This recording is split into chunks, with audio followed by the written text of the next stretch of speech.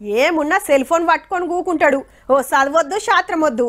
తోటోళ్ళంతా మంచిగా చదువుకొని ర్యాంకులు కొడుతుంటే తెల్లందాకా పొద్దుందాకా ఫోన్ చూసుకుంటా టైంపాస్ చేస్తుండు. టైంపాసు ఇగో గిట్లనే అంటుంటారు ఇంట్లో అమ్మలు.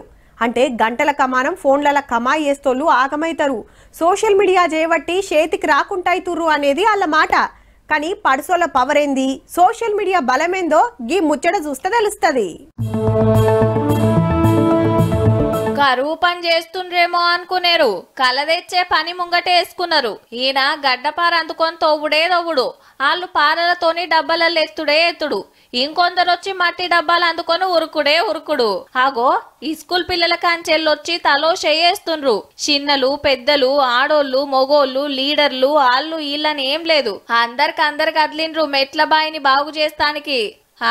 నాగర్ కర్నూలు జిల్లా కల్వకుర్తిలా గచ్చుబాయి అని పిలుచుకునే ఈ బాయి 100 ఏండ్ల కిందట రాజులు దొవ్విచ్చిండ్రు. ఆ నడుమ సికింద్రాబాద్ బన్సీలాల్ పేటల మెట్ల బాయి బాగు చేసిండ్రు కదా ఆఫీసర్లు.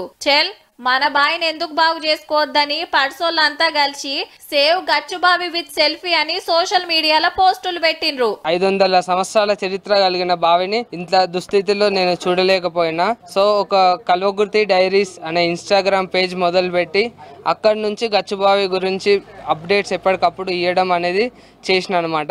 ఇగేముంది, ఒకళ్ళని చూసి ఒకళ్ళు వచ్చుడు, శ్రమదానం చేసుడు, సెల్ఫీలు తీసుకునుడు, పోస్ట్ చేసుడు. మేము ఒక 3-4 రోజుల నుంచి మేము కూడా వస్తున్నాం. మాతో పాటు మిగతా కల్వకుర్తి మహిళలు అందరూ పార్టిసిపేట్ చేయాలని మేము కోరుకుంటున్నాము.